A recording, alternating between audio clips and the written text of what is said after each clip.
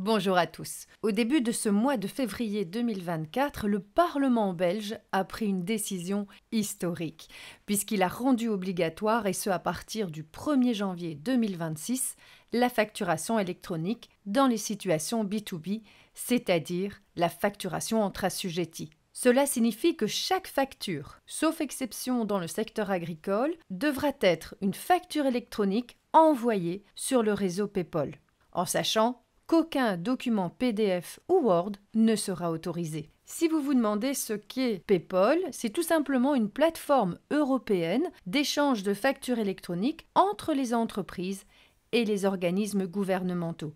C'est la raison pour laquelle j'ai décidé de vous montrer dans cette vidéo qu'Odoo a déjà inclus dans son logiciel de gestion un point d'accès tout à fait gratuit certifié PayPal dans sa nouvelle version 17. D'ailleurs, si je clique sur comment se connecte-t-on à un point d'accès, nous sommes dans la situation où on possède déjà un logiciel qui dispose déjà d'une connexion à un point d'accès, ce qui facilitera son utilisation. Ce point d'accès dans Odoo vous permettra d'envoyer vos factures sur cette plateforme électronique à destination de vos partenaires. Sachez qu'Odoo se connecte toutes les 3 heures à la plateforme PayPal. Vous l'avez compris, que vous utilisiez Odoo ou non, il faudra maintenant clairement vous préparer à digitaliser votre comptabilité. Je retourne dans ma base de données. Pour pouvoir profiter de ce compte PayPal directement dans Odoo, vous devez d'abord vérifier, je vais aller dans les paramètres, dans les informations de votre entreprise, que vous avez bien le numéro d'entreprise qui est référencé. Pour mon illustration, j'ai pris les références tout simplement de la société Odoo, mais également disposer d'un numéro de compte que l'on va retrouver dans le livre-journal Banque, journaux, Banque. Si comme moi vous voulez faire un test pour prendre la main avec cette nouvelle fonction, vous pouvez également utiliser l'outil IBAN Generator qui vous permettra de générer un numéro de compte pour, dans mon cas, la Belgique, générer l'IBAN, pour ne pas mentionner un compte bancaire que vous utilisez. C'est d'ailleurs une petite astuce pour les professeurs qui me suivent. Je vais prendre ce numéro par exemple et je vais aller le copier comme numéro de compte bancaire pour ma société Odoo. Je vais le créer. Je vais dire qu'il correspond à la banque Belfius, une banque chez nous en Belgique. Et je vous montrerai d'ailleurs dans une autre vidéo comment synchroniser votre compte en banque directement avec Odoo, également dans une version démo. Cela étant fait, maintenant je vais aller dans les paramètres de mon module comptabilité, puisque je vais y trouver l'information nécessaire pour accéder au compte PayPal. Il suffit pour cela de cocher Activer PayPal. Je vais enregistrer. Je retourne dans la rubrique PayPal. Et là, on va me demander mon point de terminaison PayPal qui correspond tout simplement à mon numéro d'entreprise, qui dans mon cas est le suivant.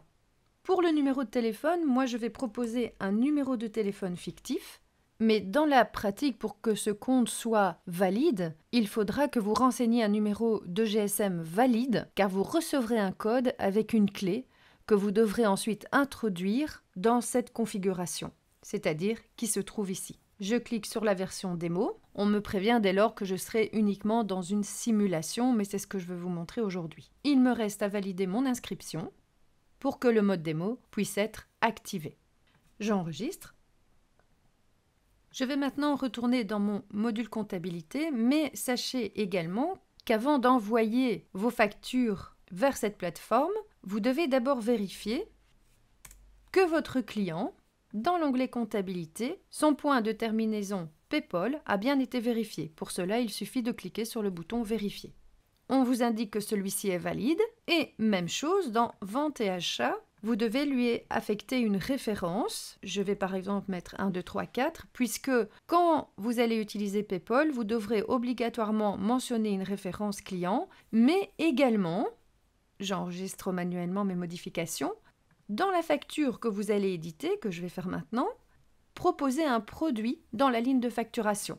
Je vais d'abord appeler ce client, Coolblue, et dans mes lignes d'encodage, je vais par exemple dire que je lui vends une machine à café, que je vais créer, puisque avec PayPal, vous serez obligé de mentionner les produits par rapport à votre facturation. Imaginons que le prix s'élève à 50 €. Enter. Je vais enlever cette ligne-là. Il me reste maintenant à confirmer cette facture. Un statut PayPal s'affiche comme prêt à envoyer, que vous pourrez récupérer par exemple si je prends mes factures clients en format liste avec le filtre qui se trouve maintenant également disponible, PayPal prêt, puisque si j'ajoute une colonne statut PayPal, je retrouve ce statut prêt à envoyer. Il me reste maintenant plus qu'à sélectionner l'ensemble des factures qui auront été sélectionnées, action, envoyer. Je vais rajouter une adresse email pour Coolblue, comme ceci par exemple. J'enregistre et je ferme. Odoo me propose dès lors d'envoyer cette facture via PayPal. Je clique sur envoyer et imprimer. Vous voyez que vous avez quand même toujours la possibilité. Ah, j'ai appuyé un petit peu trop vite, mais vous pouvez aussi l'envoyer par email. Donc, vous pouvez retrouver ces documents via votre lien de téléchargement.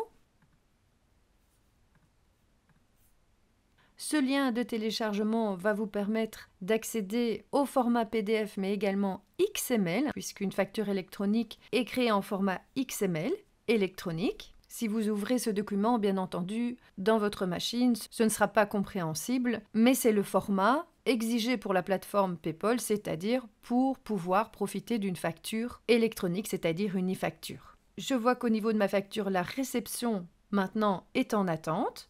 Statut que je peux également retrouver via mon tableau de bord, puisque vous pouvez obtenir ici le statut de la facture qui permettra d'aller rechercher celui-ci sur la plateforme PayPal, avec également la possibilité de cliquer sur les factures qui sont prêtes, ce que je viens de faire à l'instant avec le filtre.